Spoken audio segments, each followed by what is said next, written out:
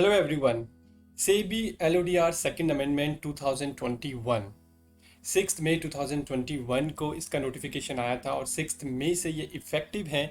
इस वीडियो में हम लोग डिस्कस करने वाले हैं कि क्या क्या अमेंडमेंट्स आए हैं सेबी लिस्टिंग रेगुलेशन में। हम लोग हर एक अमेंडमेंट को डिस्कस करने वाले हैं, ये देखने वाले हैं कि क्या क्या नई कंप्लाइंसेज आई हैं और जो एग्जिस्टिंग कंप्लाइंसेज हैं उसमें क्या क्या चेंजेस हुए हैं। तो ये पूरा डिटेल में हम लोग डिस्कस करेंगे। बिफोर वी डिस्कस कि क्या क्या चेंजेस आए हैं, अगर मैं ब्रॉडली इस पूरे अमेंडमेंट्स को कैटेगराइज करूं तो करीबन 4 कैटेगरीज में निकलती हैं। पहली जो कैटेगरी है अमेंडमेंट्स की वो आप यहाँ पे देख रहे हैं, सबसे ऊपर मैंने मेंशन किया हुआ है अलाइनमेंट विद आईसीडीआर रेगुलेशन 2018। अगर मैं बात करूं आईसीडीआर रेगुलेशन की, सो आईसीडीआर रेगुलेशन पहले थे आईसीडीआर रेगुलेशन 2009 जिनको रिपील किया गया और न्यू आईसीडीआर रेगुलेशन को इंट्रोड्यूस किया गया इन 2018। लेकिन तब तक ऑलरेडी हमारा जो लिस्टिंग रेगुलेशन है, जो एलओडीआर रेगुलेशन है, वो बन चुका था और उसमें जो भी रेफरेंस दिया गया था आईसीडीआर के लिए वो आईसीडीआर रेगुलेशन 2009 ही था। तो एलओडीआर को आईसीडीआर रेगुलेशन 2018 से अलाइन करने के लिए काफ़ी सारे चेंजेस किए गए हैं। अब इसमें इंपॉर्टेंट बात यह है कि एज सच इससे कोई एक्शनेबल पॉइंट नहीं निकल के आते हैं, क्योंकि ये मियर एक रेफरेंस उन्होंने चेंज कर दिया है। जहाँ जहाँ पे आईसीडीआर रेगुलेशन 2009 मेंशन था वहाँ पे आईसीडीआर रेगुलेशन 2018 मेंशन कर दिया है। और कहीं पे अगर कोई डेफिनेशन है एलओडीआर में जिसका रेफरेंस उन्होंने आईसीडीआर में दिया गया है, फॉर एग्जांपल मेन बोर्ड की डेफिनेशन के लिए उन्होंने रेफरेंस दिया हुआ है कि आप आईसीडीआर रेगुलेशन का ये वाला क्लॉज चेक करें, राइट। तो जब 2015 में एलओडीआर बनाया गया था तो उस समय जो क्लॉज मेंशन था आईसीडीआर का वो पुराना वाला था, यानी कि 2009 वाला। तो उसको उन्होंने अब अलाइन कर दिया है with the new ICDR regulation 2018। सो एक कैटेगरी ये है चेंज की। सेकंड जो कैटेगरी है वो आती है alignment with various SEBI circulars. So जब एलओडीआर रेगुलेशन 2015 इफेक्टिव हुआ उसके बाद सेबी टाइम टू टाइम काफ़ी सारे सर्कुलर के थ्रू नई नई कंप्लाइंसेस के बारे में बात करता है या नई नई कंप्लाइंसेस को इंट्रोड्यूस करता है, राइट। सो इन सारे के सारे सर्कुलर्स को अब एलओडीआर में मैप कर दिया है या अलाइन कर दिया है। जैसे for example secretarial compliance report, अब ये एक सर्कुलर के थ्रू इम्प्लीमेंट किया गया था कुछ साल पहले, अब उसको लिस्टिंग रेगुलेशन में ही इंक्लूड कर दिया है या इनकॉर्पोरेट कर दिया है। तो इसमें भी देखा जाए तो कोई नया एक्शन एज सच नहीं निकल के आता है, क्योंकि ऑलरेडी सर्कुलर के थ्रू ये एक्शन कंपनीज ले रही थी, कंपनीज इसको इम्प्लीमेंट कर रही थी। बस अब ये है कि इसको अब एलओडीआर के अंदर इनकॉर्पोरेट कर दिया है, राइट। थर्ड जो चेंजेस है ये है कॉस्मेटिक चेंजेस। जगह जगह पे काफ़ी सारे इन्होंने लैंग्वेज को एनहेंस किया है, प्लस एक और चीज़ की है, लैंग्वेज को जेंडर न्यूट्रल कर दिया गया है। अब इसका क्या मतलब होता है कि जहाँ पे ही मेंशन था, फॉर एग्जांपल कंप्लायंस ऑफिसर के लिए अगर ही मेंशन था तो वहाँ पर ही स्लैश शी कर दिया है। तो एज सच इससे भी कोई न्यू एक्शंस निकल के नहीं आता है। उसके बाद जो लास्ट कैटेगरी है और जो फोर्थ कैटेगरी है ये है सिग्निफिकेंट चेंजेस। काफ़ी जगह पे सिग्निफिकेंट चेंजेस किए हैं, कंप्लायंस की जो टाइम लाइन्स थी उनमें चेंजेस किए हैं। तो ये जो चेंजेस हैं इन पे हमें काम करना है या एक्शन लेने हैं। अब इस वीडियो में मैंने सारे जो भी अमेंडमेंट्स आए हैं उनको डिस्कस किया है। इनफैक्ट जो आईसीडीआर रेगुलेशन 2018 से अलाइन करने की बात की गई है उसको भी डिस्कस किया है। लेकिन बहुत सारी चीज़ें जो इतनी रेलिवेंट नहीं थी या रेपिटेटिव थी उनको मैंने यहाँ पे इंक्लूड नहीं किया है, लेकिन ऐसा बहुत कम है, आपको मेजॉरिटी ऑफ कंप्लायंसेस इसमें मिल जाएंगी, राइट। तो शुरू करते हैं। सबसे पहला जो चेंज किया है, जैसा कि मैंने आपको ऑलरेडी बता दिया है, आईसीडीआर रेगुलेशन 2018 को इनकॉर्पोरेट कर दिया गया है और जहां जहां पे आईसीडीआर रेगुलेशन 2009 था उसको डिलीट कर दिया गया है। इसी तरह से आप स्क्रीन पे देख रहे हैं मैंने एक डेफिनेशन को स्पेसिफिकली मेंशन किया है, ये है मेन बोर्ड की डेफिनेशन। अब मेन बोर्ड की डेफिनेशन के लिए एलओडीआर कहता है कि आप आईसीडीआर रेगुलेशन को रेफर करें। अब क्योंकि आईसीडीआर रेगुलेशन के क्लॉजेस चेंज हो गए हैं, डेफिनेशन जो हो सकता है पहले क्लॉज एम पे थी अब वो क्लॉज ओ पे आ गई हो, this is just an example. तो इस तरह के जो रेफरेंस चेंजेज हैं वो यहाँ पे किए गए हैं। सो मेन बोर्ड की डेफिनेशन में भी यही चेंज आपको मिलेगा। Next similar change offer document और प्रमोटर ग्रुप में भी आईसीडीआर का रेफरेंस दिया हुआ था, आईसीडीआर रेगुलेशन को मेंशन किया हुआ था। सो अकॉर्डिंगली इसको न्यू आईसीडीआर रेगुलेशन के साथ अलाइनमेंट कर दिया गया है। एसेंस में या डेफिनेशन की मीनिंग में कोई चेंज नहीं है, सिर्फ और सिर्फ जो क्लॉजेस थे उनको मैप कर दिया गया है, राइट। अब यहाँ पे एक न्यू क्लॉज को भी ऐड किया है। Now it is important. So यहाँ पे वर्किंग डेज को डिफाइन कर दिया गया है, क्योंकि एलओडीआर में बहुत सारी ऐसी कंप्लाइंसेज हैं जिनके बारे में ये कहा जाता है कि आपको 2 वर्किंग डेज में स्टॉक एक्सचेंजेस को बताना है। सो फिर क्वेश्चन आता है कि वर्किंग डेज की डेफिनेशन हम कहाँ से लें। अब वर्किंग डेज हो सकता है किसी कंपनी के लिए मंडे टू फ्राइडे हो, किसी कंपनी के लिए मंडे टू सैटरडे हो, और रीजन के हिसाब से भी वर्किंग डे अलग अलग होते हैं। कहीं पे कोई एक स्पेसिफिक हॉलीडे होता है तो किसी रीजन में नहीं होता है। तो इसको क्लैरिफाई कर दिया गया है और अब ये बताया गया है कि वर्किंग डेज का मतलब होगा स्टॉक एक्सचेंजेस के जो वर्किंग डेज होंगे, राइट। तो स्टॉक एक्सचेंजेस का एक हॉलीडे कैलेंडर होता है, वो कैलेंडर आप डाउनलोड कर सकते हैं एनएससी की साइट से, बीएससी की साइट से। और अगर बात करें वीकली ऑफ, तो स्टॉक एक्सचेंजेस सैटरडे संडे को ऑफ रहते हैं। दैट मीन्स कि मंडे टू फ्राइडे उनका वर्किंग होता है और बाकी के कुछ हॉलीडेज होते हैं जो आप उनके कैलेंडर से देख सकते हैं। ओके, अब बात करते हैं कि ये जो रेगुलेशन है ये किस किस पे एप्लीकेबल है। सो एलओडीआर में एक रेगुलेशन है, रेगुलेशन 3, जो बात करता है कि ये जो लिस्टिंग रेगुलेशन है ये कौन कौन सी कंपनीज पे एप्लीकेबल होगा। तो यहाँ पे एक इन्होंने चेंज क्या किया है कि ये जो रेगुलेशन 3 था इसका कोई सब रेगुलेशन नहीं था। अब इन्होंने इसके 2 सब रेगुलेशन कर दिए हैं। जो एग्जिस्टिंग मैटर था उसको इन्होंने सब रेगुलेशन 1 कर दिया है और एक नया सब रेगुलेशन इंट्रोड्यूस किया है जिसके बारे में हम आने वाली स्लाइड्स में बात करेंगे। अब ये जो सब रेगुलेशन 1 है यहाँ पे काफ़ी मेजर चेंजेस नहीं हुए हैं, थोड़ा बहुत लैंग्वेज को एनहेंस किया है। जैसा कि आप स्क्रीन पे देख सकते हैं, द लिस्टेड कंपनी की जगह अ लिस्टेड कंपनी कर दिया है और हु हैज़ लिस्टेड की जगह विच हैज़ लिस्टेड कर दिया है। सो बेसिकली लैंग्वेज को थोड़ा बहुत मॉडिफाई किया है। लेकिन यहाँ पे एक चेंज है, अगर आप देख रहे हैं, ये है इंस्टीट्यूशनल ट्रेडिंग प्लेटफॉर्म। अभी जो इंस्टीट्यूशनल ट्रेडिंग प्लेटफॉर्म है इसका नाम चेंज हो गया है। 2018 में आई थिंक इसका नाम चेंज हुआ था।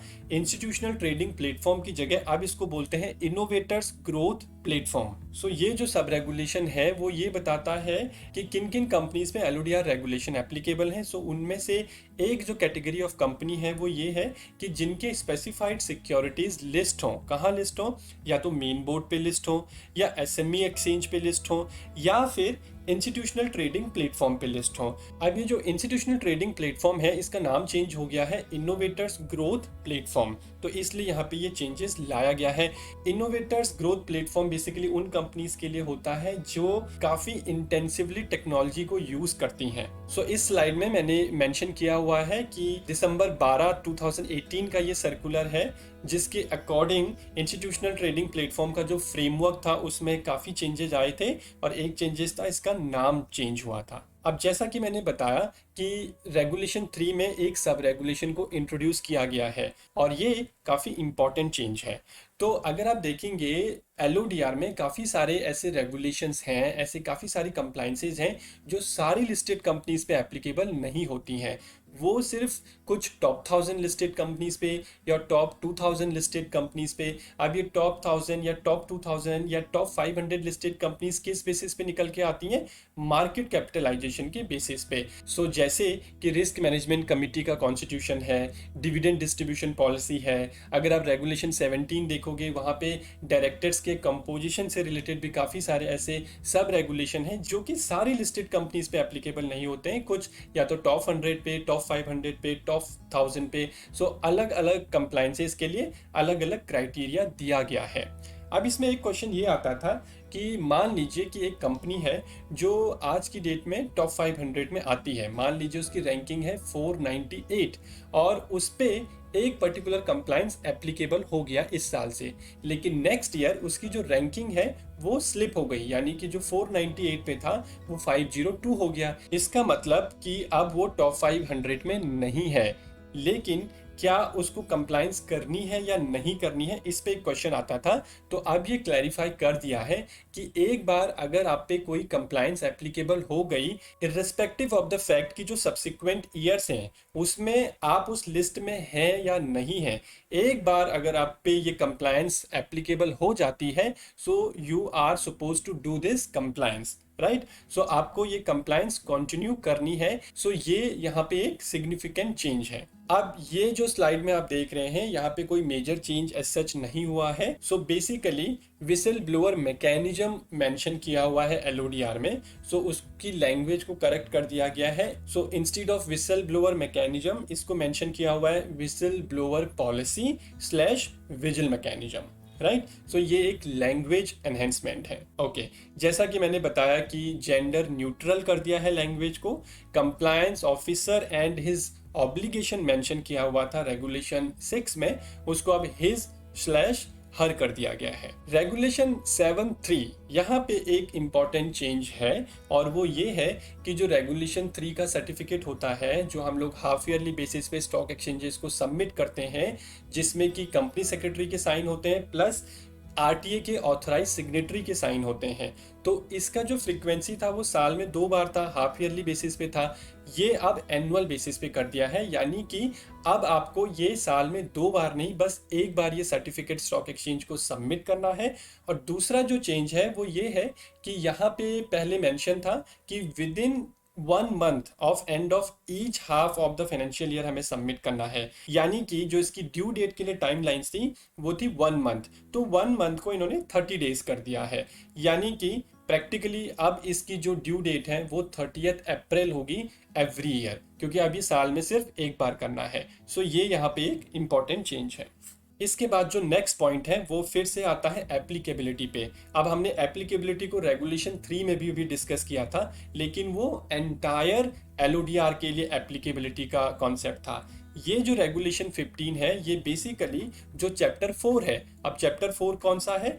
चैप्टर 4 में वो कंप्लायंसेस मेंशन की गई हैं जो सिर्फ और सिर्फ उन कंपनीज पे एप्लीकेबल है जिनकी इक्विटी शेयर्स लिस्ट हैं स्टॉक एक्सचेंजेस पे। यानी कि अगर आपके डेट लिस्टेड हैं तो उनको चैप्टर 4 को कंप्लाई नहीं करना होता है, उनको चैप्टर 5 कंप्लाई करना होता है। तो एप्लीकेबिलिटी यहाँ पे जो है रेगुलेशन 15 में वो ये बताती है कि चैप्टर 4 कौन कौन सी कंपनीज पे एप्लीकेबल है। तो अगेन जो पहला चेंज यहाँ पे है वो यही है कि इंस्टीट्यूशनल ट्रेडिंग प्लेटफॉर्म का नाम चेंज हो गया है इनोवेटर्स ग्रोथ प्लेटफॉर्म, तो ये यहाँ पे करेक्ट कर दिया है। उसके बाद इसी का जो सब रेगुलेशन 2 है, सब रेगुलेशन 2 बेसिकली ये कहता है कि जितने भी कंप्लायंसेस दी गई हैं इस चैप्टर में, राइट, वो कुछ कंपनीज के लिए उनको एग्जेम्पशन दिया गया हुआ है। वो कौन सी कंपनी है? उन कंपनीज को हम लोग डिटरमिन करते हैं on the basis of net worth और पेड अप कैपिटल। तो एलओडीआर में ही स्पेसिफाई किया गया है कि इस पेड अप कैपिटल से नीचे अगर किसी की कैपिटल है, इससे कम किसी की नेटवर्थ है, तो उनको काफ़ी सारे रेगुलेशन के कंप्लायंसेस से पहले से ही एग्जेम्पशन दी गई है। ये जो एग्जेम्पशन है ये स्पेसिफिकली इस अमेंडमेंट में नहीं आई है, ये पहले से ही थी।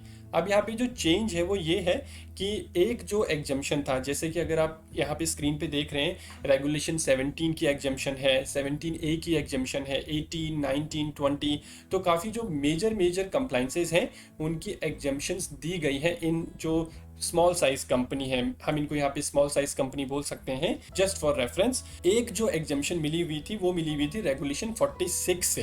रेगुलेशन 46 किसकी बात करता है? वेबसाइट की, कि आपकी वेबसाइट में क्या क्या चीज़ें आएंगी। तो यहाँ पे कुछ जो क्लॉजेस थे, जैसे पहले से ही B2I से एग्जम्पशन मिली हुई थी। अब क्योंकि इस अमेंडमेंट में ये जो 2021 का जो अमेंडमेंट है, इस अमेंडमेंट में रेगुलेशन 46 में भी काफ़ी चेंजेज हुए हैं, काफ़ी सारे नए क्लॉजेस ऐड किए गए हैं जो हम आने वाली स्लाइड्स में डिस्कस करेंगे। तो एक इसी तरह का जो क्लॉज ऐड किया है वो है क्लॉज नंबर T। अगर आप देखेंगे तो यहाँ पे क्लॉज नंबर T की भी एग्जम्पशन दे दी गई है इस तरह की स्मॉल कंपनीज को, राइट। तो ये यहाँ पे सिर्फ ऐड किया गया है। अब ये एग्जैक्टली क्या है क्लॉज टी, कौन सी नई चीज़ यहाँ पे हमें अपने वेबसाइट पे पोस्ट करनी है, वो हम लोग जब वेबसाइट वाला पोर्शन डिस्कस करेंगे तो वहाँ पे आप समझ जाएंगे। लेकिन इसमें एक जो चेंज हुआ है, एक जो नई बात इसमें ऐड की गई है, उसको डिस्कस करते हैं। और वो जो नई बात है या जो नया प्रोवाइजो है वो ये कहता है कि मान लीजिए कि अगर किसी कंपनी का जो नेटवर्थ था या पेडअप कैपिटल था वो एक्सीड कर गया था किसी साल में, और उन पे सारी की सारी जो ये एग्जेम्पशंस थी, सारी की सारी जो कंप्लाइंसेस थी वो एप्लीकेबल हो गई थी और कंपनी उनको कंप्लाई कर रही थी। 1 या 2 साल के बाद फिर से जो कंपनी की नेटवर्थ है या पेडअप कैपिटल है वो फिर से कम हो गई। तो यहाँ पे क्वेश्चन आता है कि क्या अब उस कंपनी को इन जो एग्जेम्पशन मिली थी, क्या फिर से उसको एग्जेम्पशन मिल जाएंगी, क्या फिर से वो चाहे तो वो जो कंप्लायंस कर रहा था स्पेसिफिक रेगुलेशन के साथ उनको अब ना करे। तो यहाँ पर अब ये क्लैरिफाई कर दिया गया है कि एक बार अगर आप पे कंप्लायंसेस एप्लीकेबल हो गई तो आपको अगले 3 सालों तक तो कंप्लायंस करना ही करना है, इर्रेस्पेक्टिव ऑफ द फैक्ट कि आपका जो लिमिट है वो थ्रेशोल्ड लिमिट से अगर नीचे भी हो गया है। तो अगर आप ध्यान देंगे, इससे पहले जो हमने पॉइंट डिस्कस किया था वो था मार्केट कैपिटलाइजेशन के बेस पे जो कंप्लायंसेस थी। तो वहाँ पे तो एज सच कोई 3 साल का या 4 साल का टाइम पीरियड नहीं दिया गया है। वहाँ पे सिंपल सी बात ये कही गई है कि अगर मार्केट कैपिटलाइजेशन के बेसिस पे आप पे कोई चीज़ एप्लीकेबल थी और एक बार वो शुरू हो गई तो आपको उसको कंटिन्यू करना है, इर्रिस्पेक्टिव ऑफ द फैक्ट कि आप लिस्ट में हैं या नहीं है। यहाँ पे थोड़ा सा रिलैक्सेशन दिया गया है। यहाँ पे ये बात की गई है कि आप 3 साल तक कंटिन्यू करेंगे। अगर 3 साल तक आप थ्रेशोल्ड लिमिट के नीचे हैं तो उसके बाद आप डिसकंटिन्यू कर सकते हैं इन कंप्लायंसेस के साथ, राइट। अब बात करते हैं रेगुलेशन 17A। रेगुलेशन 17A में क्या चेंज आया है? सो रेगुलेशन 17A बेसिकली बात करता है कि एक जो डायरेक्टर है वो कितनी लिस्टेड कंपनीज में डायरेक्टर हो सकता है। तो यहाँ पे 2 सब रेगुलेशन दिए गए हैं ऑलरेडी, और एक पैराग्राफ भी दिया गया था जो ये क्लैरिफाई करता था कि अगर आपको लिस्टेड कंपनीज काउंट करनी है for the purpose of this regulation, तो आपको सिर्फ उन लिस्टेड कंपनीज को काउंट करना है जिनकी इक्विटी शेयर्स लिस्टेड हैं स्टॉक एक्सचेंजेस पे। जिनके डेट लिस्टेड हैं उनको काउंट नहीं करना है। तो मान लीजिए कि अगर कोई डायरेक्टर ऐसी कंपनी में डायरेक्टर है जिनकी सिर्फ और सिर्फ डेट लिस्टेड है स्टॉक एक्सचेंजेस पे, तो उनको हमें लिमिट डिटरमाइन करने के लिए काउंट नहीं करना है, राइट। तो ये पॉइंट ऑलरेडी था और ये एक पैराग्राफ के फॉर्म में था। अब जो चेंज आया है वो ये आया है कि हम इसको एक एक्सप्लेनेशन मानेंगे। इसके आगे एक वर्ड लिख दिया गया एक्सप्लेनेशन, और साथ ही यहाँ पे ये लिखा हुआ था for the purpose of this sub regulation. अगर आप देखेंगे ये एग्जिस्टिंग क्लॉज में लिखा हुआ था for the purpose of this sub regulation, इसको आप कर दिया है for the purpose of this regulation. तो अगेन यहाँ पे इन्होंने एक जो ड्राफ्टिंग एरर था उसको सही किया है, क्योंकि ये जो रेगुलेशन 17A है इसके 2 सब रेगुलेशन है और ये जो एक्सप्लेनेशन है ये दोनों सब रेगुलेशन पे एप्लीकेबल है। तो इसलिए सब रेगुलेशन को सब्स्टिट्यूट कर दिया है रेगुलेशन ने। So not a very big change, सिर्फ इन्होंने लैंग्वेज को यहाँ पे चेंज किया है। अब आता है रेगुलेशन 18 ऑडिट कमिटी। अगेन यहाँ पे कोई चेंज नहीं है, सिर्फ और सिर्फ यहाँ पे जेंडर न्यूट्रल लैंग्वेज कर दी गई है। ही के बाद इन्होंने शी भी ऐड कर दिया है। अब बात करते हैं रिस्क मैनेजमेंट कमेटी की। अब रिस्क मैनेजमेंट कमेटी में काफ़ी चेंजेज आए हैं। तो अगर आप देखेंगे जो इसका सब रेगुलेशन 2 है, सब रेगुलेशन 2 बात करता है कि रिस्क मैनेजमेंट कमेटी का कंपोजिशन क्या होना चाहिए। तो अगर आप यहाँ पे एग्जिस्टिंग सब रेगुलेशन देखोगे जो मैंने यहाँ पे मेंशन किया हुआ है, ये कहता है कि the majority of members of RMC shell consist of members of the board of director. सिर्फ इतनी बात करता है, ये नहीं बताता है कि कितना कंपोजिशन होगा। उसके बाद की जो लाइन ऐड की गई है उसमें सिर्फ ये बताया गया है कि अगर कोई ऐसी लिस्टेड कंपनी है जिनके एसआर इक्विटी शेयर्स भी हैं, यानी कि equity shares with superior rights हैं, तो उनके लिए क्या कंपोजिशन होना चाहिए आरएमसी का। ओके, अब यहाँ पे इन्होंने क्लैरिफाई कर दिया है, अगर हम नॉर्मल लिस्टेड कंपनी की बात करते हैं तो उनके लिए आरएमसी में कम से कम 3 मेंबर होने चाहिए और उनमें से जो मेजॉरिटी होनी चाहिए वो बोर्ड के मेंबर होने चाहिए और एक जो है इंडिपेंडेंट डायरेक्टर होना चाहिए। तो ये बात हो गई नॉर्मल लिस्टेड कंपनीज के आरएमसी के कंपोजिशन की। अब हम बात करते हैं ऐसी कंपनीज जिनके पास सुपीरियर राइट्स वाले शेयर्स हैं, उनके लिए ये बात कही गई है कि आपका जो आरएमसी का कंपोजिशन होगा उसमें जो 2/3 मेंबर होंगे वो इंडिपेंडेंट डायरेक्टर्स होंगे। So equity shares with superior rights का मतलब ये होता है, सो जनरली क्या होता है कि 1 share is equal to 1 vote होता है, लेकिन ऐसी कंपनी जिनके पास सुपीरियर राइट्स वाले इक्विटी शेयर्स होते हैं वहां पर 1 vote is equal to 4 vote भी हो सकता है या 8 वोट भी हो सकता है। सो बेसिकली इसकी एक रेंज दी गई है, तो उसके हिसाब से यहाँ पे जो वोटिंग राइट्स हैं वो फ्लैक्चुएट होता है। तो उनके लिए जो रिस्क मैनेजमेंट कमेटी का कंपोजिशन है वहाँ पे ये बताया गया है कि एटलीस्ट 2/3 आपके इंडिपेंडेंट डायरेक्टर्स होंगे, राइट। और क्या क्या चेंजेज हैं आरएमसी में वो देखते हैं। नेक्स्ट जो पॉइंट है वो है कि आरएमसी की मीटिंग कितनी होनी चाहिए। सो पहले जो मेंशन था वो ये था कि कम से कम आपको एक साल में एक मीटिंग तो करनी ही है आरएमसी कमेटी की, लेकिन अब इस वंस को इन्होंने ट्वाइस कर दिया है, यानी कि अब आपको इंश्योर करना है कि एक साल में कम से कम 2 आरएमसी की मीटिंग तो होनी ही चाहिए, राइट। नेक्स्ट जो पॉइंट है आरएमसी से रिलेटेड वो है कोरम का और मीटिंग के बीच में कितना गैप होना चाहिए। तो 3B और 3C ये न्यू प्रोविजंस ऐड किए गए हैं इस अमेंडमेंट के थ्रू। तो देखते हैं इनमें क्या मेंशन है। सो पहला जो पॉइंट है 3B, इसमें बात की गई है कि आरएमसी का कोरम कितना होना चाहिए। सो आरएमसी का कोरम सिंपल है 2 मेंबर्स और 1/3 of the members of the committee whichever is higher, और कम से कम एक जो मेंबर होना चाहिए वो बोर्ड ऑफ डायरेक्टर का मेंबर होना चाहिए। तो ये बात कर दी इन्होंने कोरम की। इसके बाद मीटिंग के बीच में कितना गैप होना चाहिए, 180 डेज। 180 डेज से ज्यादा का गैप नहीं होगा 2 मीटिंग के बीच में। ओके, अब बात आती है कि आरएमसी का टर्म्स ऑफ रेफरेंस क्या होगा। सो इसके लिए ऑलरेडी एक सब रेगुलेशन है, फर्क सिर्फ इतना है कि इन्होंने यहाँ पे एक प्रोवाइजो ऐड कर दिया है। अब प्रोवाइजो ये कहता है कि अगर आपको याद है तो एक शेड्यूल 2 है, शेड्यूल 2 में बेसिकली जितनी भी हमारी कमिटीज़ हैं उनके स्कोप ऑफ वर्क को बताया गया है कि जैसे ऑडिट कमेटी को कंपल्सरली क्या क्या रिव्यू करना है।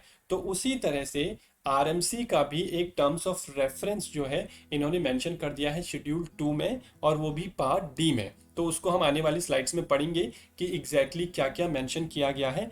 तो जब भी आपको आरएमसी की मीटिंग करवानी है so you will have to refer that specific schedule, और वहां से आपको देखना है कि आरएमसी के एजेंडा में क्या क्या चीजें आपको कंपलसरी डालनी है। अब बात करते हैं कि ये जो रेगुलेशन है आरएमसी से रिलेटेड कि आरएमसी किस किस को कॉन्स्टिट्यूट करनी है, आरएमसी की मीटिंग से रिलेटेड जो भी हमने सब रेगुलेशन देखे ये कौन कौन सी कंपनीज पे एप्लीकेबल है।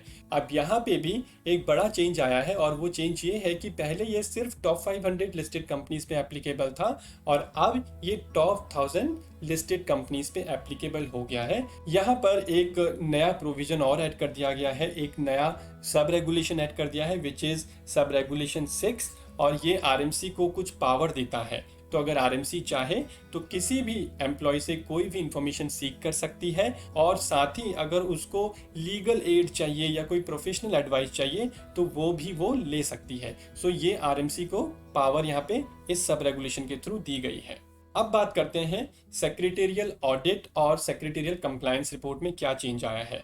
सो रेगुलेशन 24A इसके साथ डील करता है, और इसमें अगर आप देखोगे तो जो आप कंप्लायंस ऑलरेडी कर रहे हो वही सेम है, एज सच कोई मेजर चेंज नहीं है।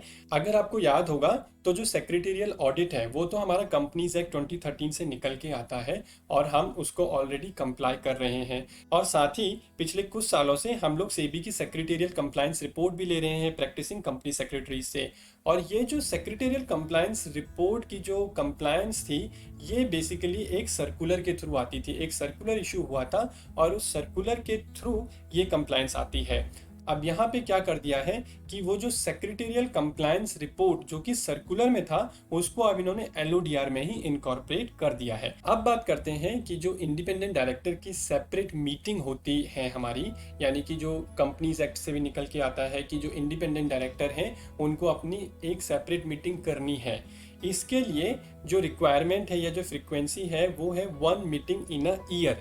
अब कई बार ये कन्फ्यूजन आती थी कि ये कैलेंडर ईयर है या फाइनेंशियल ईयर है, तो यहाँ पे अब इसको क्लैरिफाई कर दिया गया है कि ये फाइनेंशियल ईयर है, यानी कि जो इंडिपेंडेंट डायरेक्टर की सेपरेट मीटिंग होगी वो एक फाइनेंशियल ईयर में एक होनी चाहिए, right.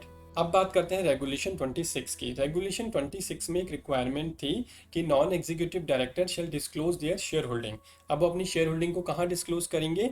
In the notice to the general meeting called for appointment of such director. यानी कि अगर हम किसी नॉन एग्जीक्यूटिव डायरेक्टर का अपॉइंटमेंट कर रहे हैं तो उनकी शेयर होल्डिंग को हमें मेंशन करना होता था जनरल मीटिंग के नोटिस में। तो यहाँ से इसको ये ओमिट कर दिया है। अब ये पूछेंगे कि क्या ये रिक्वायरमेंट अब खत्म हो गई है? तो ऐसा नहीं है। रेगुलेशन 36 में ये रिक्वायरमेंट है। तो बेसिकली क्योंकि शायद ये रिक्वायरमेंट दो जगह आ रही थी तो उन्होंने एक जगह से इसको डिलीट कर दिया है और एक जगह पे रेगुलेशन 36 जिसको हम आगे देखेंगे अभी, वहाँ पर ये रिक्वायरमेंट अभी भी है। ओके, अब बात करते हैं रेगुलेशन 27(2)(a की। अब ये एक बहुत ही इंपॉर्टेंट कंप्लायंस है और बहुत ही पॉपुलर कंप्लायंस है, that is quarterly corporate governance. और हमें इसकी जो ड्यू डेट है वो ड्यू डेट क्या होती है? क्वार्टर खत्म होने के 15 दिन के अंदर अंदर हमें ये रिपोर्ट स्टॉक एक्सचेंज में सबमिट करनी होती है। लेकिन अब ये चेंज हो गया है, अब इसको 21 डेज कर दिया है। जैसे कि शेयर होल्डिंग पैटर्न है, शेयर होल्डिंग पैटर्न के लिए भी क्या ड्यू डेट है? 21 डेज। तो इसको शेयर होल्डिंग पैटर्न की तरह अब हमें 21 डेज में ही फाइल करना है, राइट? तो यहाँ पे ये एक इम्पॉर्टेंट चेंज है टाइमलाइन के हिसाब से।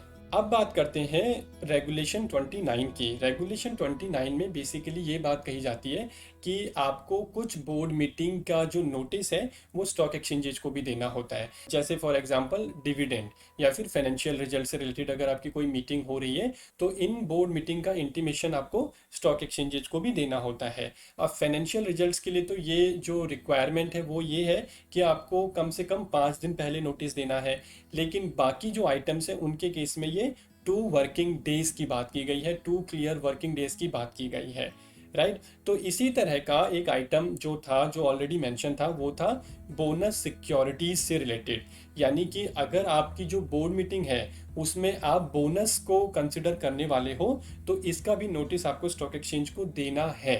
ये बात ऑलरेडी थी रेगुलेशन में, लेकिन रेगुलेशन में एक और कंडीशन यहाँ पे थी, वो ये थी कि अगर ये जो आइटम है बोनस का आपके एजेंडा का पार्ट है तो तभी आपको ये स्टॉक एक्सचेंज को इंटीमेट करना है। लेकिन अब ये जो रिलैक्सेशन थी इसको हटा दिया गया है, इर्रिस्पेक्टिव ऑफ द फैक्ट कि ये आपके एजेंडा का पार्ट है या नहीं है। आपको बोनस सिक्योरिटी से रिलेटेड अगर कोई एजेंडा आइटम है और उसकी बोर्ड मीटिंग होने वाली है तो आपको with in specified time stock exchanges को इंटीमेट करना है। अब बात करते हैं रेगुलेशन 30 की। रेगुलेशन 13 अगेन एक इंपॉर्टेंट रेगुलेशन है एलओडीआर रेगुलेशंस का, जो बात करता है कि आपको स्टॉक एक्सचेंजेस को मटेरियल इवेंट्स या मटेरियल इंफॉर्मेशन को बताना है। और कब बताना है? सो बेसिकली 24 आवर्स का टाइम दिया जाता है, लेकिन कुछ ऐसे आइटम हैं जैसे कि बोर्ड मीटिंग का आउटकम है तो वो आपको 30 मिनट्स के अंदर देना ही देना है। ओके, सो रेगुलेशन 30 में जो चेंज किया गया है, मेजर यहाँ पे कोई चेंज नहीं है। सिर्फ ये बताया गया है कि जो इसका प्रोवाइजो था, इसके प्रोवाइजो में ये मेंशन था कि बोर्ड मीटिंग का जो आउटकम है वो आपको 30 मिनट्स के अंदर बताना है, राइट? और ये कहाँ लिखा हुआ था? ये शेड्यूल 3 के पार्ट ए में लिखा हुआ है।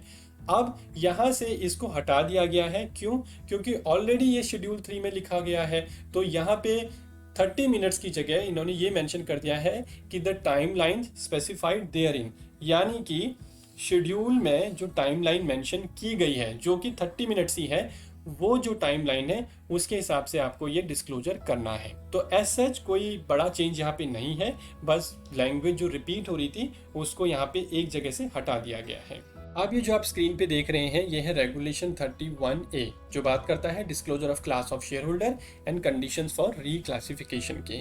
अब इसमें काफ़ी चेंजेस आए हैं जो कि मैंने इस वीडियो में इनकॉर्पोरेट नहीं किए हैं। शायद किसी और वीडियो में सेपरेटली इस स्पेसिफिक रेगुलेशन को मैं डिस्कस करूंगा।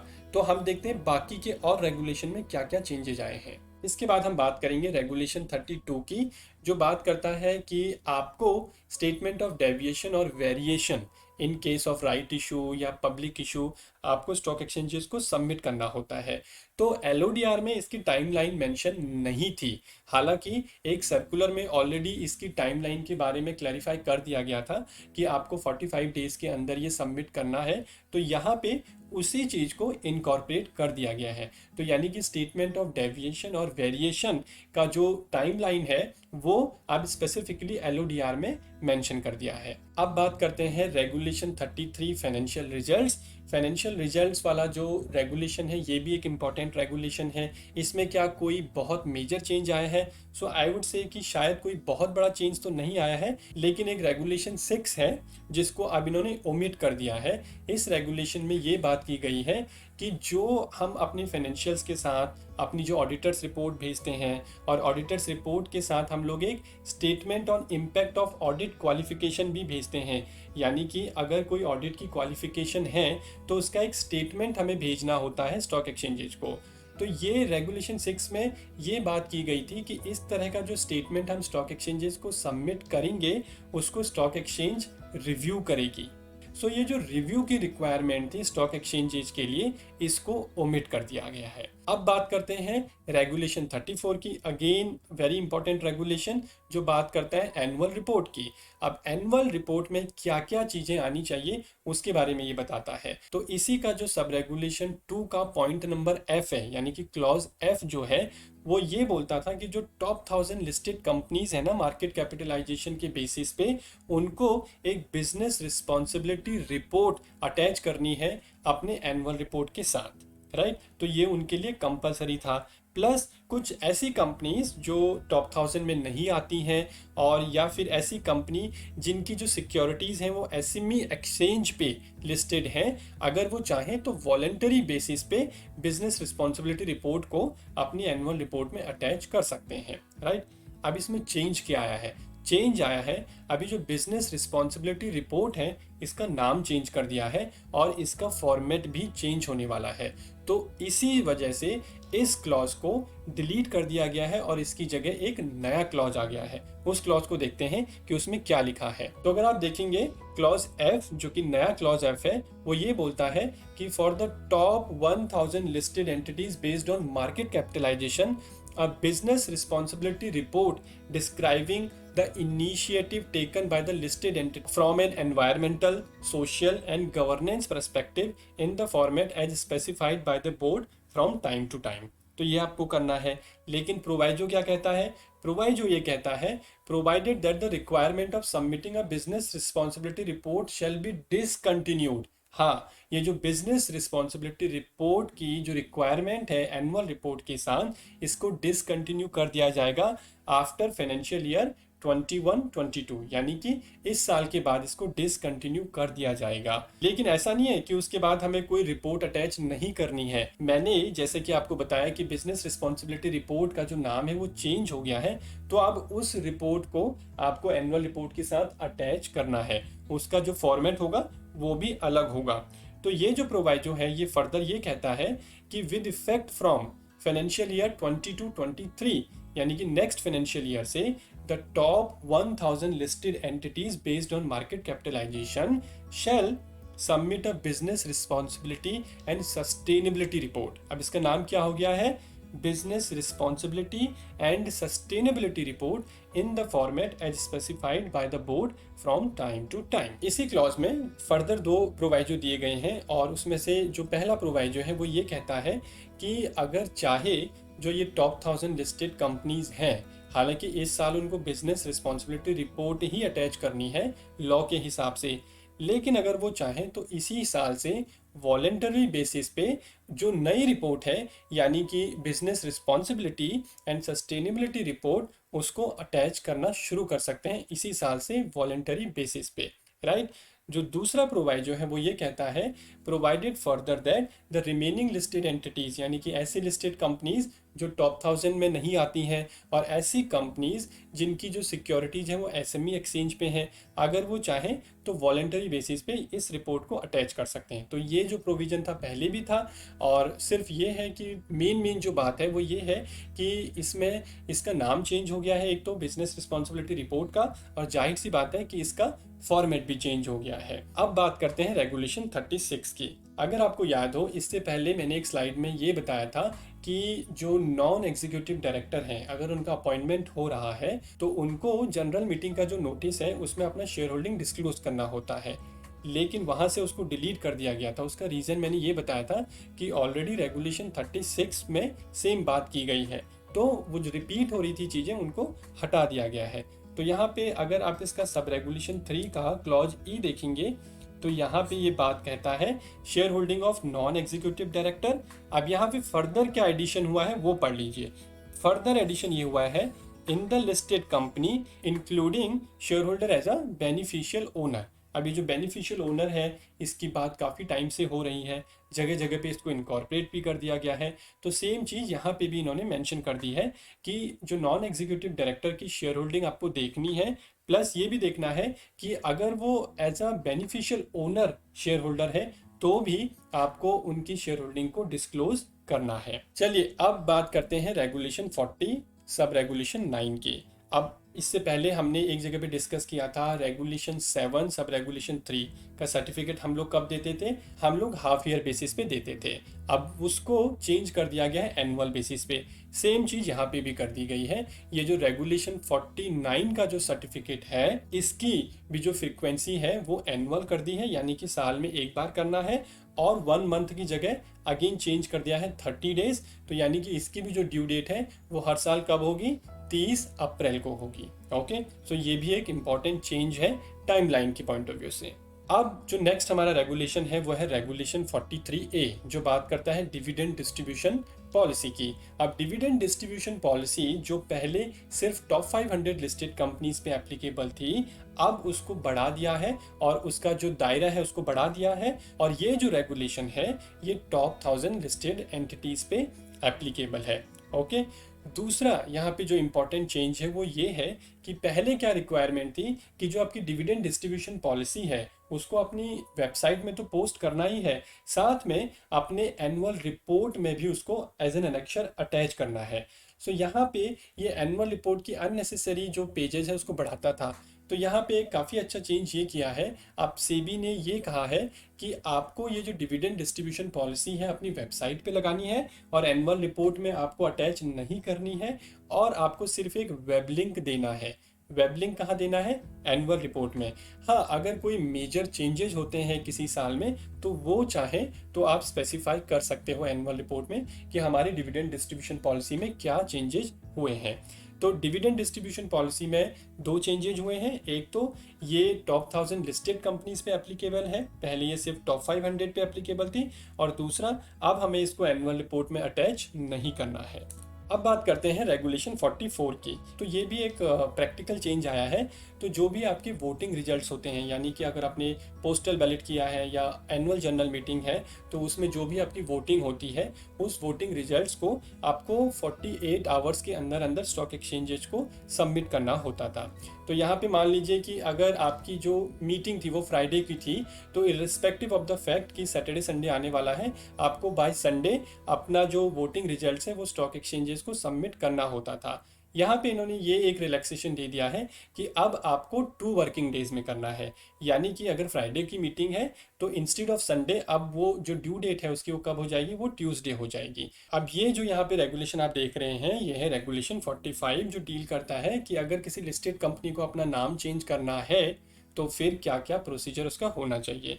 यहाँ पर एक रिक्वायरमेंट ये थी कि हमें स्टॉक एक्सचेंजेस से अप्रूवल लेनी होगी। तो ये जो स्टॉक एक्सचेंज से अप्रूवल लेने वाली रिक्वायरमेंट थी इसको हटा दिया गया है। हालांकि एक और रिक्वायरमेंट थी, वो रिक्वायरमेंट क्या थी कि जो चार्टर्ड अकाउंटेंट है, हमें चार्टर्ड अकाउंटेंट से एक सर्टिफिकेट भी लेना होता है, राइट। वो सर्टिफिकेट अभी भी लेना है, और उस सर्टिफिकेट को जो भी हम शेयर होल्डर को इसके रिगार्डिंग, यानी कि नेम चेंज के रिगार्डिंग जो भी हम लोग नोटिस भेजेंगे उसके साथ इसको हमें अटैच करना है, राइट। तो स्टॉक एक्सचेंजेस की जो अननेसेसरी की अप्रूवल की रिक्वायरमेंट थी वो हटा दी गई है, और जो शेयर होल्डर को हम लोग नोटिस भेजने वाले हैं उसमें हम लोग ये जो चार्टर्ड अकाउंटेंट का सर्टिफिकेट है इसको अटैच करना है। तो ये नेम चेंज वाले रेगुलेशन में अमेंडमेंट आया है। चलिए अब बात करते हैं रेगुलेशन 46 की। इसमें काफ़ी चेंज आया है। ये बात करता है कि आपकी वेबसाइट में क्या क्या कंपलसरी आपको पोस्ट करना है।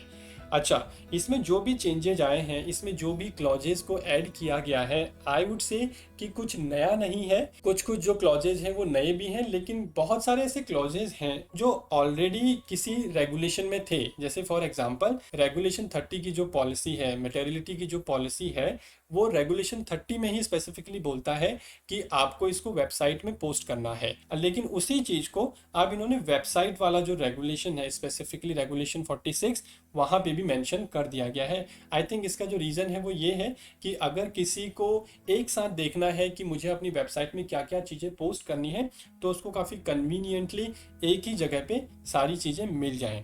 राइट, तो चलिए देखते हैं कि वेबसाइट में कौन कौन सी चीजें ऐड की गई हैं और कौन सी चीजों को डिलीट किया गया है। सो रेगुलेशन 46 में एक क्लॉज था ओ, जो बात करता था कि आपको जो भी आपकी इन्वेस्टर मीट होने वाली हैं, उनकी जो प्रेजेंटेशन है या जो उनका शेड्यूल है, उसको अपनी वेबसाइट पे पोस्ट करना है।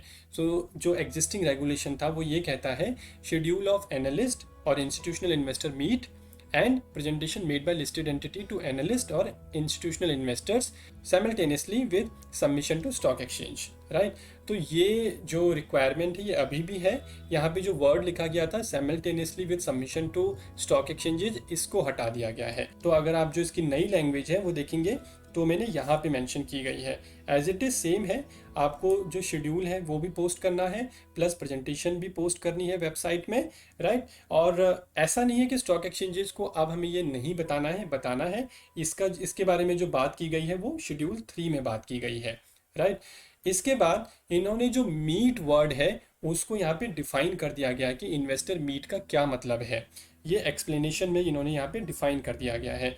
तो for the purpose of this clause, meet shall mean group meetings और group conference call conducted physically और थ्रू डिजिटल मीन्स। यानी कि जो भी ग्रुप मीटिंग्स होंगी या ग्रुप कॉन्फ्रेंसेस होंगी उनको हम लोग यहाँ पे मीट बोलेंगे। लेकिन अब यहाँ पे क्वेश्चन ये आता है कि अगर कोई 1-to-1 मीट हो रही है इन्वेस्टर्स के साथ, तो क्या हमें उस केस में इस तरह की जो मीटिंग है उसका जो शेड्यूल है, उसको जो हम प्रेजेंटेशन कर रहे हैं, उसे हमें वेबसाइट पे पोस्ट करना है या नहीं करना है। फर्दर इसी के रिगार्डिंग एक और बहुत ही इंपॉर्टेंट चेंज आया है, वो ये है कि अभी क्या होता था, जो भी हमारी अर्निंग कॉल्स होती हैं, यानी कि जब भी हम क्वार्टरली रिजल्ट्स के बाद जो हमारी अर्निंग कॉल्स होती हैं उसकी जो ट्रांसक्रिप्ट होती है वो हम लोगों को स्टॉक एक्सचेंजेस को भी सबमिट करनी होती है और वेबसाइट पे भी पोस्ट करनी होती है। अब सेबी ने ये रिक्वायरमेंट डाली है कि आपको ट्रांसक्रिप्ट तो देनी ही देनी है, लेकिन जो ऑडियो या वीडियो रिकॉर्डिंग हुई है उसको भी आपको पोस्ट करना है। कहाँ पोस्ट करना है? वेबसाइट में। तो यहाँ पे ये मेंशन किया गया है कि ऑडियो और video recordings and transcript of post earnings और quarterly calls by whatever name called conducted physically or through digital means simultaneously with submission to stock exchanges in the following manner। फिर उसका जो manner है वो दिया गया, उसको हम डिस्कस करेंगे। तो आपको स्टॉक एक्सचेंजेस को भी देनी है, प्लस वेबसाइट में भी पोस्ट करनी है। क्या पोस्ट करनी है? अर्निंग कॉल्स ट्रांसक्रिप्ट तो हम ऑलरेडी कर रहे थे, अब इनकी जो रिकॉर्डिंग है, ऑडियो और वीडियो रिकॉर्डिंग, उसको भी हमें पोस्ट करना है। आगे जो बात की गई है वो ये है कि the presentation and the audio और video recording shall be promptly made available on the website. यानी कि जो प्रेजेंटेशन आपने दी है और जो आपकी कॉल की जो ऑडियो रिकॉर्डिंग्स हैं उसको आपको इमीडिएटली अपनी वेबसाइट पे डिसेमिनेट करना है। लेकिन किसी भी केस में ये नेक्स्ट ट्रेडिंग डे के बियॉन्ड या 24 आवर्स के बियॉन्ड नहीं होना चाहिए। यानी कि अगर आपकी जो अर्निंग कॉल है अगर आज है तो आपको इमीडिएटली यानी कि आज ही उस रिकॉर्डिंग को वेबसाइट पे पोस्ट करना है। लेकिन ऐसा नहीं है कि अगर आप आज नहीं कर पाए तो कोई नॉन कंप्लायंस हो जाएगी। इसके लिए फर्दर टाइमलाइंस दी गई हैं और वो टाइमलाइंस दी गई हैं नेक्स्ट ट्रेडिंग डे की। यानी कि अगर आज थर्सडे को आपकी मीटिंग है तो आपको बाय फ्राइडे ये अपलोड करना ही करना है, राइट। उसके बाद जो ट्रांसक्रिप्ट जो कि हम ऑलरेडी अपलोड करते हुए आ रहे हैं उसके लिए क्या टाइमलाइंस दी गई हैं? उसके लिए 5 वर्किंग डेज का टाइमलाइंस दे दिया गया है। इससे पहले कंपनी जो है 20 दिन भी लेती थी, कुछ कंपनी जो है वो 2 दिन में भी कर देती थी, 3 दिन में भी कर देती थी, but then there are companies जो 15-20 दिन लेती थी। तो अब यहाँ पे एक स्पेसिफिक टाइमलाइन दे दी गई है कि विद इन 5 वर्किंग डेज आपको अर्निंग कॉल ट्रांसक्रिप्ट को भी अपनी वेबसाइट पे पोस्ट करना है, राइट। तो ये काफ़ी इंपॉर्टेंट चेंज आया है। इसी क्लॉज में फर्दर 2 प्रोवाइजो दिए गए हैं और ये प्रोवाइजो डील करते हैं कि जो भी रिकॉर्डिंग आप वेबसाइट में पोस्ट करने वाले हो, या जो ट्रांसक्रिप्ट है आप वेबसाइट में पोस्ट करने वाले हो, वो आपकी वेबसाइट में कब तक रहेंगे। जो रिकॉर्डिंग के लिए है, रिकॉर्डिंग के लिए तो 5 साल तक तो आपको अपने वेबसाइट में ये पोस्ट करना है, और उसके बाद जो आपकी आर्काइवल पॉलिसी है उसके हिसाब से आपको इसके साथ डील करना है। उसके बाद जो दूसरा प्रोवाइजो है वो बात करता है कि जो ट्रांसक्रिप्ट है, ट्रांसक्रिप्ट कब तक हमें वेबसाइट पे प्रिजर्व करके रखनी है। तो इसके लिए इन्होंने रेफरेंस दिया हुआ है रेगुलेशन 9 क्लॉज ए पे।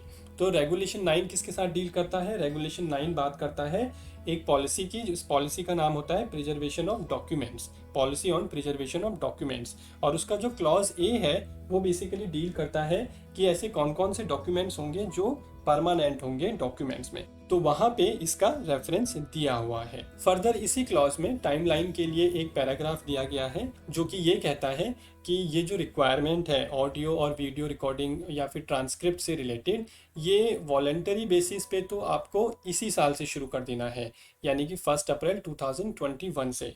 हालांकि मैंडेटरी नहीं है, लेकिन नेक्स्ट ईयर से यानी कि 1 अप्रैल 2022 से 2022 से ये मैंडेटरी हो जाएगा। रेगुलेशन 46 में फर्दर कुछ चेंजेज हुए हैं, जैसा कि मैंने आपको बताया कि कुछ क्लॉजेज ऐड किए गए हैं। यहाँ पे एक ऑलरेडी एक एग्जिस्टिंग क्लॉज एस है, ये एग्जिस्टिंग है, ये अभी भी है रेगुलेशन में।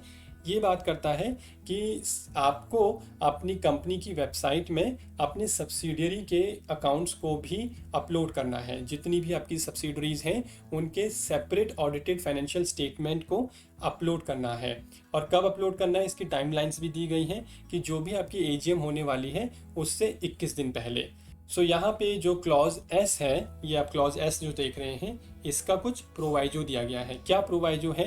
पहला प्रोवाइजो ये कहता है कि अगर कोई ऐसी सब्सिडरी है जहाँ पे उस कंट्री का लॉ उसको ये बोलता है कि आपको कंपलसरी कंसोलिडेटेड फाइनेंशियल स्टेटमेंट बनाने हैं, तो उस केस में अगर हम ऐसी सब्सिडरी के कंसोलिडेटेड स्टेटमेंट को भी अपनी वेबसाइट पे पोस्ट कर देते हैं, सो दैट इज सफिशिएंट। तो उसी तरह से जो नेक्स्ट प्रोवाइजो है वो ये कहता है कि अगर कोई ऐसी सब्सिडरी है जो ऐसे कंट्री में इनकॉर्पोरेटेड है जहाँ पे कि फाइनेंशियल स्टेटमेंट को ऑडिट कराना मैंडेटरी नहीं है, तो उस केस में अगर हम ऐसी सब्सिडरीज के अनऑडिटेड अकाउंट्स को पोस्ट करते हैं, सो दैट इज सफिशिएंट। लेकिन हाँ, अगर ये जो फाइनेंशियल स्टेटमेंट्स हैं किसी दूसरी लैंग्वेज में हैं, तो उस केस में हमें इसको इंग्लिश में ट्रांसलेट करके अपनी वेबसाइट में पोस्ट करना है। चलिए, रेगुलेशन 46 में क्या नए क्लॉजेज ऐड किए गए हैं। तो अगर आप देख रहे हैं, इसकी मैंने ऑलरेडी बात की थी, ये क्लॉज टी है।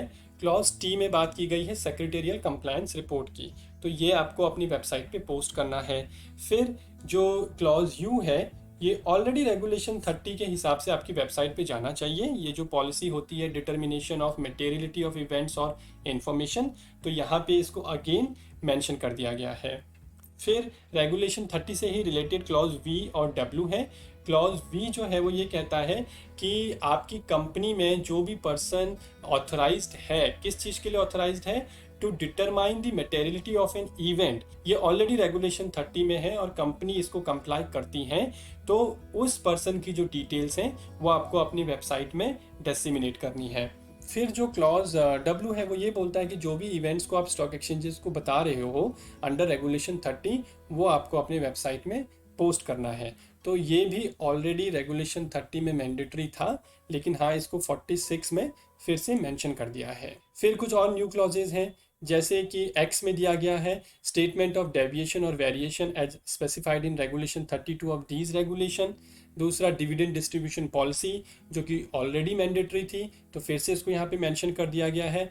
और जो जेड है यहाँ पे मेंशन किया गया एनुअल रिटर्न को, यानी कि जो कंपनीज एक्ट 2013 में हम लोग एनुअल रिटर्न बनाते हैं, उस एनुअल रिटर्न को हमें अपनी वेबसाइट पे भी पोस्ट करना है। सो ये कुछ यहाँ पे इंपॉर्टेंट क्लॉजेस ऐड कर दिए गए हैं जिससे कि हमारे नए एक्शंस बनते हैं। तो चलिए, ये हमने बात कर ली वेबसाइट की, अब बात करते हैं न्यूज़पेपर की। सो न्यूज़पेपर में एडवर्टीजमेंट की कुछ रिक्वायरमेंट थी, जैसे कि अगर आपकी बोर्ड मीटिंग होने वाली है तो बोर्ड मीटिंग का नोटिस आपको न्यूज़पेपर में पब्लिश कराना होता था, फाइनेंशियल रिजल्ट्स आपको पब्लिश कराने होते थे। इसी तरह से स्टेटमेंट ऑफ डेविएशन और वेरिएशन जो रेगुलेशन 32 के हिसाब से है, इसको भी हमें न्यूज़पेपर में पब्लिश कराना होता था। और फिर एक रिक्वायरमेंट होती थी कि अगर हमें शेयर होल्डर्स को एडवर्टीजमेंट के थ्रू कुछ नोटिस देना है तो उसको हमें जाहिर सी बात है कि हाँ न्यूज़पेपर में उसका एक एडवर्टीजमेंट देना होता था। तो यहाँ पे जो दो क्लॉजेज हैं उनको तो डिलीट नहीं किया गया है, लेकिन दो क्लॉजेज डिलीट कर दिए गए हैं। उसमें से जो इंपॉर्टेंट क्लॉज डिलीट किया गया है वो है बोर्ड मीटिंग के नोटिस से रिलेटेड, यानी कि जो बोर्ड मीटिंग का नोटिस है उसको हमें न्यूज़पेपर में पब्लिश नहीं कराना है, लेकिन फाइनेंशियल रिजल्ट्स को कराना है। उसी तरह जो डेविएशन वाला स्टेटमेंट है उसको नहीं कराना है, लेकिन शेयर होल्डर्स के जो नोटिसेज हैं उनको हमें न्यूज़पेपर में पब्लिश कराना है। शेड्यूल 2 में क्या चेंज आया है? शेड्यूल 2 के अलग अलग पार्ट हैं, part A, part B, part C, part D. तो देखते हैं कि इसके कौन से पार्ट में चेंज आया है। पार्ट सी जो है वो बात करता है role of audit committee and review of information by audit committee. So basically यहाँ पे ऑडिट कमिटी के टर्म्स ऑफ रेफरेंस को दिया गया है। अगर आप एग्जिस्टिंग पार्ट सी को चेक करोगे तो ऑलरेडी वहाँ पे 1 से लेके 21 पॉइंट्स दिए गए हैं, राइट। और लेकिन अब इस अमेंडमेंट के थ्रू एक नया क्लॉज ऐड कर दिया गया है विच इज़ क्लॉज 22। और क्लॉज 22 क्या कहता है, सिंपली इसको एक बार रीड कर लेते हैं। तो जब भी आपकी कंपनी में इस तरह का कोई इवेंट होता है तो आपको ये ध्यान रखना है कि ये जो है ऑडिट कमिटी के रिव्यू के लिए जाएगा। सो क्लॉज 22 ये कहता है to consider and comment on rationale, cost benefit and impact of schemes involving merger, demerger, amalgamation etc. on the listed entity and its shareholder। तो ये एक चेंज किया गया है ऑडिट कमिटी के टर्म्स ऑफ रेफरेंस में। अब देखते हैं कि और क्या क्या चेंजेस हैं। इसके बाद जो पार्ट डी है, इससे पहले हमने पार्ट सी डिस्कस किया था जिसमें एक छोटा सा चेंज था। पार्ट डी बात करता है रोल ऑफ अदर कमिटीज़, यानी ऑडिट कमिटी के अलावा और भी जितनी कमिटीज़ हैं उनके क्या क्या रोल होंगे, उनके क्या क्या टर्म्स ऑफ रेफरेंस होंगे, उसकी बात की गई है। तो इसकी जो हेडिंग है, यहाँ पे जो रेगुलेशन मेंशन किए गए थे वो पहले रेगुलेशन 19 और 20 ही मेंशन था, लेकिन अब यहाँ पे रेगुलेशन 20 सब रेगुलेशन 4 को भी मेंशन कर दिया गया है। ये किसके साथ डील करता है? ये रिस्क मैनेजमेंट कमिटी के साथ डील करता है, जैसा कि मैंने आपको ऑलरेडी बताया रेगुलेशन 21 में कि इसके लिए अलग से टर्म्स ऑफ रेफरेंस को मेंशन कर दिया गया है पार्ट डी में। तो उसको हम अभी डिस्कस करने वाले हैं। यहाँ पे रिस्क मैनेजमेंट कमिटी के रोल को डिफाइन कर दिया गया है, तो इसके रोल को एक बार क्विकली पढ़ लेते हैं। 1. To formulate a detailed risk management policy which shall include a framework for identification of internal and external risk specifically faced by the listed entity, in particular including financial, operational, sectoral, sustainability, including ESG related risk, information, cyber security risk or any other risk as may be determined by the committee. Further ये कहता है measure for risk mitigation including systems and processes for internal control of identified risk. See जो यहाँ पे point डाला गया है वो है बिजनेस कंटिन्यूटी प्लान। उसके बाद जो सब रेगुलेशन 2 है वो कहता है सेम रिस्क मैनेजमेंट कमिटी का ही रोल अभी हम पढ़ रहे हैं, to ensure that appropriate methodology, process and systems are in place to monitor and evaluate risk associated with the business of the company. 3 कहता है to monitor and oversee implementation of the risk management policy including evaluating the adequacy of risk management system. 4 कहता है to periodically review the risk management policy at least once in 2 years. तो अगर आपकी risk management policy है तो उसको आपको review भी करना है कम से कम 2 साल में एक बार, including by considering the changing industry dynamics and evolving complexity. So ये रिस्क मैनेजमेंट कमिटी के रोल से रिलेटेड है। फर्दर उनका जो रोल है वो ये कहता है to keep the board of directors informed about the nature and content of its discussions, recommendation and actions to be taken. And last the appointment, removal and terms of remuneration of CRO। अभी जो chief risk officer है ये हर एक company में नहीं होता है, generally जो NBFCs और जो HFCs प्लस जो बैंक वगैरह है उनमें ये CRO की रिक्वायरमेंट होती है। Shall be subject to review by the risk management committee. Last में एक पैराग्राफ मेंशन है, वो ये कहता है the risk management committee shall coordinate its activities with other committees in instances where there is any overlap with activities of such committee as per the framework laid down by the board। यानी कि जो risk management committee को coordinate करना है किसके साथ, जो बाकी कमिटीज़ हैं। जनरली ऑडिट कमिटी और रिस्क मैनेजमेंट कमिटी की काफ़ी सारी चीज़ें ओवरलैप करती हैं, तो वहाँ पर इन दोनों को अपनी एक्टिविटी से रिलेटेड कोऑर्डिनेशन करना है। अब बात करते हैं शेड्यूल 3 की। शेड्यूल 3 भी बहुत इंपॉर्टेंट शेड्यूल है एलओडीआर का। इसमें बेसिकली ये बताया जाता है कि कौन कौन से ऐसे इवेंट हैं जो रेगुलेशन 30 के अंदर आपको स्टॉक एक्सचेंज को बताने हैं मैंडेटरी, और प्लस इसका एक पार्ट भी है जहाँ पे हमें मटेरियलिटी का कॉन्सेप्ट लगाना होता है। सो ये आपको ऑलरेडी मालूम होगा। तो यहाँ पे देखते हैं कि क्या क्या चेंजेज आए हैं। शेड्यूल 3 का जो पार्ट ए है, जहाँ पे ऑलरेडी ये बताया गया है कि आपको 24 आवर्स के अंदर अपने इवेंट्स को स्टॉक एक्सचेंजेस को बताना है, लेकिन अगर आउटकम ऑफ बोर्ड मीटिंग है तो उस केस में आपको 30 मिनट्स के अंदर बताना है। तो यहाँ पर एक जो चेंज आया है वो ये है, यहाँ पे आप देख रहे हैं एक प्रोवाइजो ऐड कर दिया गया है। ये प्रोवाइजो बेसिकली ये कहता है कि अगर किसी कंपनी की बोर्ड मीटिंग एक दिन से ज़्यादा चलती है, अगर फाइनेंशियल रिजल्ट्स की जो मीटिंग है आपने आज शुरू की थी लेकिन आज वो ख़त्म नहीं हुई और वो कल भी चलेगी, तो उस केस में अगर मान लीजिए कि आपने फाइनेंशियल रिजल्ट्स को आज ही डिस्कस कर लिया है और कल जो आपकी बोर्ड मीटिंग है उस बोर्ड मीटिंग में आप कुछ और डिस्कस करने वाले हैं, तो आपको अपने जो रिजल्ट्स हैं वो आज ही बताने हैं। यानी कि आज जब आपकी मीटिंग खत्म होगी उसके 30 मिनट के अंदर अंदर आपको स्टॉक एक्सचेंजेस को रिजल्ट सबमिट करने हैं। आपको ये नहीं सोचना है कि भाई मेरी मीटिंग तो पूरी तरह से आज खत्म नहीं हुई है, कंक्लूड नहीं हुई है, ये तो कल कंक्लूड होगी, तो मैं कल जब मेरी मीटिंग कंक्लूड होगी उसके 30 मिनट्स के अंदर बताऊंगा। नहीं, अगर आपने रिजल्ट्स आज ही डिस्कस कर लिए हैं तो आज जब आपकी मीटिंग खत्म होगी तो आपको स्टॉक एक्सचेंजेस को रिजल्ट सबमिट करने हैं। हाँ, अगर आपने रिजल्ट्स आज डिस्कस ही नहीं किए हैं और आप रिजल्ट्स जो है कल डिस्कस करने वाले हैं, तो उस केस में जाहिर सी बात है कि आप कल बताओगे। अब बात करते हैं, इसी का एक क्लॉज है 7B। सो यहाँ पे ऐसा कोई चेंज नहीं है। आई थिंक ये यहाँ पे एक मिस्टेक थी, टाइपो था। बेसिकली 7B बात करता है resignation of auditor including reasons for resignation, लेकिन जब इन्होंने इसको समझाया आगे तो वहाँ पे लिख दिया in case of resignation of an independent director. तो हम बात तो ऑडिटर की कर रहे हैं और इन्होंने लिख दिया इंडिपेंडेंट डायरेक्टर, तो इसको इन्होंने यहाँ पे करेक्ट कर दिया गया है, अब ये ऑडिटर हो गया है। फिर बात करते हैं क्लॉज 9 की। शेड्यूल 3 में ही ये है कॉर्पोरेट डेट रिस्ट्रक्चरिंग अगर हो रही है, तो ये जो कॉर्पोरेट डेट रिस्ट्रक्चरिंग है बेसिकली आरबीआई के कुछ प्रूडेंशियल नॉर्म्स आए थे अभी, तो उसके हिसाब से इनको अलाइन कर दिया गया है। सो कॉर्पोरेट डेट रिस्ट्रक्चरिंग को डिलीट कर दिया गया है, ओमिट कर दिया गया है और उसको सब्स्टिट्यूट कर दिया है नए क्लॉज 9 से। सो क्लॉज 9 बेसिकली कहता है resolution plan restructuring in relation to loans borrowings from banks financial institution including the following details. तो ये आपको फॉलोइंग डिटेल्स देनी है। तो जब भी आपकी कंपनी में कभी भी रिजोल्यूशन प्लान या रिस्ट्रक्चरिंग होता है लोन्स या बोरोइंग्स का, तो आपको ये ध्यान देना है कि आप ये पॉइंट्स जो हैं स्टॉक एक्सचेंजेस को इंटीमेट करें। इसके बाद हम बात करेंगे, अगेन बात आती है शेड्यूल ऑफ एनालिस्ट की। तो जैसा कि हम लोगों ने रेगुलेशन 46 में देखा कि वहाँ पे अब ये मेंशन कर दिया गया है कि आपको एनालिस्ट और इन्वेस्टर मीटिंग का शेड्यूल भी बताना है और प्रेजेंटेशन भी देनी है, और ये स्टॉक एक्सचेंजेस को भी बताना है और वेबसाइट में भी आपको पोस्ट करना है। तो ये जो क्लॉज है इसकी लैंग्वेज को बेसिकली रिप्लेस कर दिया गया है। इसकी नई लैंग्वेज क्या है उसको एक बार पढ़ लेते हैं। तो इसके लिए जो नया क्लॉज आया है क्लॉज 15, यानी जो पहला क्लॉज 15 था उसको सब्स्टिट्यूट कर दिया है नए क्लॉज ने। तो ये जो नया क्लॉज है इसको थोड़ा बड़ा कर दिया गया है। बेसिकली इसमें जो ऑडियो और वीडियो रिकॉर्डिंग की बात की गई है वो भी इनकॉर्पोरेट कर दी गई है। तो एक बार इसको पढ़ लेते हैं कि इसमें बेसिकली क्या दिया गया है। तो 15A कहता है शेड्यूल ऑफ एनालिस्ट और institutional investor meet and presentation made by the listed entity to analyst और इंस्टीट्यूशनल इन्वेस्टर्स।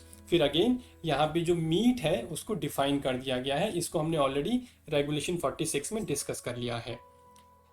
आगे ये बात करता है ऑडियो और video recording and transcript of post earning और quarterly calls by whatever name called conducted physically और थ्रू डिजिटल मीन्स। तो ये भी हमने ऑलरेडी डिस्कस कर लिया है। फिर बात आती है कि the presentation and the audio और video recording shall be promptly made available on the website and in any case before the next trading day और within 24 hours from the conclusion of such call whichever is earlier. तो ये भी हमने already discuss किया था कि audio video recordings की timelines क्या हैं। फिर जो ट्रांसक्रिप्ट है, ट्रांसक्रिप्ट की भी टाइमलाइन हमने डिस्कस की है, 5 working days of the conclusion of such calls. Further जैसे कि हमने रेगुलेशन 46 में पढ़ा था, सेम यहाँ पे टाइमलाइंस के बारे में बात की गई है कि ये जो इन्वेस्टर मीट से रिलेटेड चेंजेज आए हैं इनको हमें इसी साल से वॉलंटरी बेसिस पे हम लोग शुरू कर सकते हैं, लेकिन मैंडेटरी नहीं है।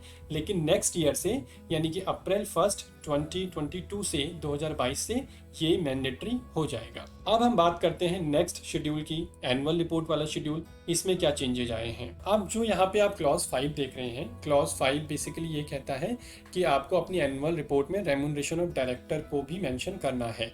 अब आप यहाँ पे देख रहे हैं मैंने इसको डिलीट कर दिया गया है, लेकिन ये डिलीट नहीं हुआ है, बेसिकली इसको शिफ्ट कर दिया गया है। सो इसकी री नंबरिंग हो गई है या रीअरेंज कर दिया गया है इस क्लॉज को।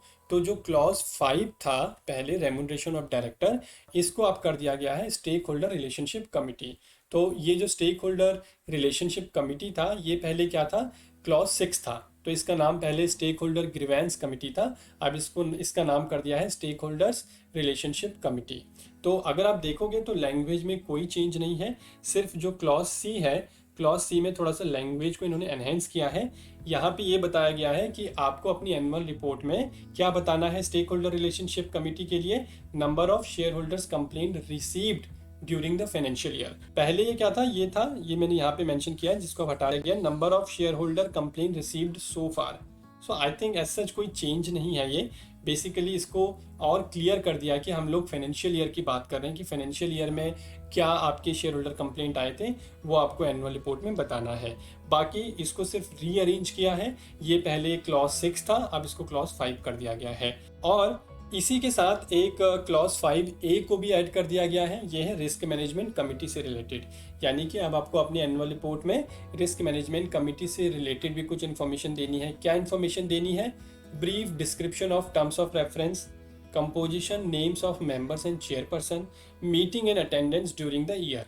यानी कि सेम वही चीज़ें जो हम बाकी कमिटीज़ के लिए देते हैं वो रिस्क मैनेजमेंट कमिटी के लिए भी हमको देनी है। इसके बाद जैसा कि मैंने आपको बताया था, जो हमारा रेम्यूनरेशन का क्लॉज था क्लॉज 5, उसको आप क्लॉज 6 कर दिया गया है। बेसिकली लैंग्वेज में कोई चेंज नहीं है, आपको सारी चीज़ें वैसे ही करनी है जैसे आप करते आ रहे थे, सिर्फ इसकी जो नंबरिंग है उसको रीअरेंज कर दिया है। तो ये जो क्लॉज 6 है ये करीबन 3 स्लाइड में जाता है, राइट। तो ये था LODR 2021 सेकेंड अमेंडमेंट्स के कुछ पॉइंट्स जो मैंने आपके साथ डिस्कस किए। कुछ आपके पॉइंट्स हैं, कुछ कमेंट्स हैं, कहीं पे कुछ करेक्ट करवाना है तो आप बता सकते हैं कमेंट्स में, it will enhance my knowledge also. And thank you so much for watching. और अगर आप LODR की एक हम सीरीज़ कर रहे हैं, हम ऑलरेडी उसके 12 या 13 एपिसोड कर चुके हैं, तो अगर आप इंटरेस्टेड हैं तो उनको चेकआउट कर सकते हैं, इस चैनल को सब्सक्राइब कर सकते हैं। अगर आपको listing regulation, ESOP, insider trading से रिलेटेड की कुछ वीडियोस देखने में इंटरेस्ट है, thank you so much for your time, bye bye and take care.